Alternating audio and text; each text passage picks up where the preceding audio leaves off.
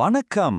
பனையூர் கைதியும் மாயா அரசியலும் இந்த உணர்வுபூர்வமான ஆழமான அரசியல் விமர்சனத்தை அலசும் ஒரு பிரத்யேகமான விளக்கத் தொகுப்பிற்கு உங்களை வரவேற்கிறேன்.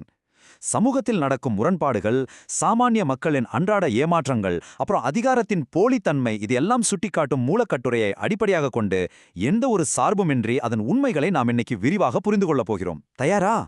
சரி, இந்த விஷயத்துக்குள்ள நாம நேரா போயிடலாம். இந்த மூலக்கட்டுரையின் மையப்புள்ளி, அதாவது இதோட இமோஷனல் கோர் அப்படின்னு பாத்தீங்கன்னா, கடந்த 6 வருஷமா அரசு பணியில வலிகளை சுமந்துகிட்டு இருக்கிற ஒரு பட்டதாரியின் இந்த ஒரு கேள்விதான். இந்த ஒற்றை வரிதான் நாம இன்னைக்கு பார்க்க போகும் ஒட்டுமொத்த அரசியல் விமர்சனத்துக்கே ஒரு பெரிய அடித்தளமா அமையுது. ஏன்னா ஒரு சாமானிய குடிமகனின் இந்த போராட்ட குரல்ல இருந்துதான் ஒட்டுமொத்த பிரச்சனையோட தீவிரமும் ஆரம்பமாகுது. பகுதி 1. புறையோடிய சட்டங்களால் சபை, அரசியல் சூழலின் ஒரு பரந்த பார்வை. இந்த கட்டுரை நம்ம அரசியலமைப்பு எப்படி ஒரு தேக்க நிலையில, அதாவது ஒரு ஸ்டாக்னன்ட் ஸ்டேட்ல இருக்குன்னு ரொம்ப அழுத்தமா சொல்லுது. நம்ம சட்டசபைகள் எல்லாமே புறையோடிய சட்டங்களால் நிரம்பியிருக்குன்னு ஆசிரியர் குறிப்பிடுறார். கொஞ்சம் யோசிச்சு பாருங்க. தேர்தல் அப்படிங்கிற ஜனநாயக கடமை முடிஞ்ச பிறகும் கூட தலைவர்களுக்கு இடையிலான அந்த அதிகார போட்டி கொஞ்சம் கூட குறையறதே இல்லை. ஆனா மறுபுறம் சாதாரண மக்களோட அன்றாட வாழ்க்கையும் அவங்களோட வாழ்வாதார போராட்டமும் எந்த ஒரு சின்ன மாற்றமும் இல்லாம அப்படியே உறைஞ்சு போயிருக்கிறத இந்த வரிகள் ரொம்ப கடுமையா விமர்சிக்குது. பகுதி 2. வீசக்கார அரசியல்வாதிகளாக நடிகர்கள், தலைமையின் மாயை. இப்போ நம்ம கவனத்தை அரசியலுக்கு வர்ற நடிகர்கள் பக்கம் திருப்புவோம். மூலக்கட்டுரை இவங்கள உண்மையான தலைவர்களா பார்க்கவே இல்லைங்க. மாறாக அமைதியை காப்பாத்துறோம் அப்படிங்கிற பேர்ல தங்களோட எளிமைய மறந்து ஒரு பொய்யான முகமூடிய மாட்டிக்கிட்டு இருக்கிற கூத்துக்காரர்களாகவும் வேசக்காரர்களாகவும் தான் விவரிக்கிறது. அரசியலோட உண்மையான நோக்கத்தை விட்டுட்டு தங்களோட பிம்பத்தை மட்டுமே காப்பாத்திக்க நினைக்கும் ஒரு போக்கத்தான் இது சுட்டிக்காட்டுது. இங்கதான் ஆசிரியரோட அடிப்படையான விரக்தியே வெளிப்படுது.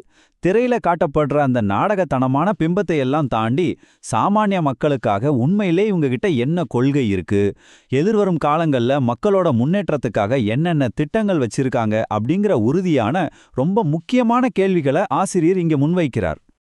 இந்த இடத்துல ஆசிரியர் முன்வைக்கிற அப்பட்டமான முரண்பாடு ரொம்பவே சுவாரஸ்யமானது. ஒரு பக்கம் பாருங்க, நொடிக்கு நொடி திகில் காட்டி எப்படியாவது வாக்குகளை பெறணும்னு உறுதி கூறுற மாதிரி நடிச்சுக்கிட்டே இருக்கிற ஒரு நாடகத்தனமான அரசியல் உத்தி. ஆனா இன்னொரு பக்கம் அந்த ஆரவாரங்களுக்கு பின்னாடி அவங்களோட உண்மையான நோக்கம் மறைக்கப்படுவதையும் மக்கள் முன்னேற்ற திட்டங்கள் அப்படின்னு ஒன்று அறவே காணாம போயிருக்கிறதையும் ஆசிரியர் மிக தெளிவா ஒப்பிட்டு காட்டுறார். பகுதி 3. பொருளாதார துயரங்களும் வெற்று வாக்குறுதிகளும், குடிமக்களின் நிதி நிலைமை. சரி, இப்போ நாம கவனிக்க வேண்டிய ரொம்ப முக்கியமான புள்ளி என்னன்னா, அரசு சொல்ற அறிவுரைக்கும் நம்ம நாட்டுல இருக்கிற பொருளாதார யதார்த்தத்துக்கும் இடையிலான நேரடி முரண்பாடு தான். ஒரு பக்கம் பொது போக்குவரத்தை பயன்படுத்துங்க, தங்கம் வாங்காதீங்க அப்படின்னு அரசு தரப்புல இருந்து சிக்கன அறிவுரைகள் வருது. ஆனா மறுபக்கம் என்ன நடக்குது? கச்சா எண்ணெய் தாறுமாறா ஏறுது, ரூபாயோட மதிப்பு தொடர்ந்து சரிஞ்சுக்கிட்டே வருது. இதுதான் கட்டுப்பாடற்ற யதார்த்த நிலை. இந்த ரெண்டுக்கும் நடுவுல இருக்கிற இடைவெளிய மூலக்கட்டுரை ரொம்ப துல்லியமா படம் பிடிச்சு காட்டுது. பொருளாதார விரக்தி இதோட முடிஞ்சிரலைங்க. இன்னைக்கு இருக்கிற இளைஞர்களோட வேலைவாய்ப்பு அப்படிங்கிறது முழுக்க முழுக்க அவங்களோட சுயத்தேடலை மட்டுமே நம்பி இருக்கிற ஒரு கடினமான போராட்டமா மாறிடுச்சு. அது மட்டும் இல்லாம 8 கோடி மக்களுக்கும் 30 லட்ச ரூபா கொடுப்போன்னு சொல்லி ஆனா நிறைவேற்றப்படாம போன அந்த பிரம்மாண்டமான வெற்று வாக்குறுதியையும் சுட்டிக்காட்டி இந்த முரண்பாடுகளோட தீவிரத்தை ஆசிரியர் இன்னும் ஆழமாக்குறாரு. பகுதி 4. தொடுதிரை தலைமுறையின் கவனச்சிதறல், பகுத்தறிவு கேள்விகளின் இழப்பு. பொருளாதாரத்திலிருந்து சமூக விமர்சனத்துக்கு ஆசிரியர் வர்றார். ஸ்மார்ட் போன்கள், அதாவது இந்த தொடுதிரைகள்ல முழுமையா மூழ்கி போன இன்றைய தலைமுறை தங்களை சுத்தி நடக்கிற தப்புக்களை கண்டு ஏன், எதற்கு, எப்படி அப்படின்னு பகுத்தறிவோட கேள்வி கேட்கிற அந்த அடிப்படை திறனையே மறந்துட்டாங்கன்னு ஆசிரியர் ரொம்பவே வருத்தப்படுறாரு. சமூகத்தை மேம்படுத்த தேவையான அந்த பகுத்தறிவு சிந்தனையே இந்த தொழில்நுட்பம் மழுங்கடிச்சிடுச்சோ அப்படிங்கிற ஒரு ஆழமான பார்வை இங்கே முன்வைக்கப்படுது. இதனால ரொம்ப நேரடியான ஒரு கேள்வியை ஆசிரியர் எழுப்புறார். இப்படி கவனச்சிதறலோடும் சிந்தனையற்ற நிலையிலும் இருக்கிறது தான் தந்தை பெரியார் போன்ற சமூக சீர்திருத்தவாதிகள் கனவு கண்ட உண்மையான முற்போக்கு வளர்ச்சியா? பழமைவாதங்களை உடைத்தெறிய வேண்டிய ஒரு சமூகம் இப்படி எந்த ஒரு கேள்வியும் கேட்காம செயலற்று போயிருக்கிறது முற்போக்கு சிந்தனைக்கு நேர் எதிரானது இல்லையான்னு இது பாரபட்சமின்றி சிந்திக்க வைக்குது. இந்த கலாச்சார விமர்சனம் இன்னும் ஒரு படி மேல போகுது. நாம எதற்காக கல்வி கற்கிறோம்? பகுத்தறிவோடு சிந்திக்கத்தானே. ஆனா கற்ற கல்வியெல்லாம் ஓரமா வச்சுட்டு இன்னும் பிற்போக்கு எண்ணத்தோட ஒரு ஜோசியர் சொல்றத கேட்டு நம்ம வாழ்க்கையை தீர்மானிப்போம் அப்படின்னா நாம இவ்ளோ காலம் கஷ்டப்பட்டு படிச்ச நவீன கல்விக்கு என்னதான் அர்த்தம்? எப்படிப்பட்ட சொல்லன்ற கேள்வி பாருங்க இது.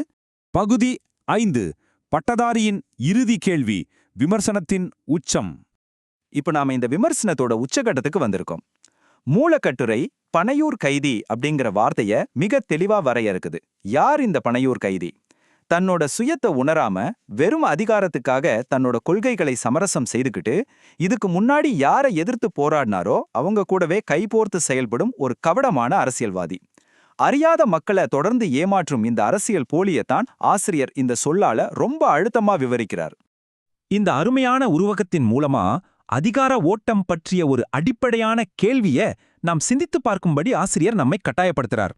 அதாவது, ஒரு சமுதாயத்துல உண்மையான அதிகாரம், பணம், அப்புறம் அறிவார்ந்த கல்வி இதெல்லாம் அடித்தட்டு மக்களிடமிருந்து மேல் நோக்கிச் செல்ல வேண்டுமா, அல்லது மேல்தட்டில் இருப்பவர்களால் மக்கள் மீது திணிக்கப்பட வேண்டுமா? உண்மையான அதிகாரம் யாரிடம் இருக்கணும் அப்படிங்கிற சிந்தனைய இது நமக்குள்ள விதைக்குது. இந்த விளக்கத் தொகுப்போட முடிவில் ஆசிரியர் நம்மை எங்கே விட்டுச் சென்றாரோ அதே இடத்திற்கே நாமும் திரும்பி வர்றோம். படிச்சிருந்தும் தன் வாழ்க்கைக்காக போராடிக் கொண்டிருக்கும் ஒரு சாமானிய குடிமகனுக்கான உண்மையான தீர்வுகள் எங்கே இருக்கு? இந்த முரண்பாடான அரசியல் அமைப்பு அவனுக்கான பதிலை எப்போதான் வழங்கும்?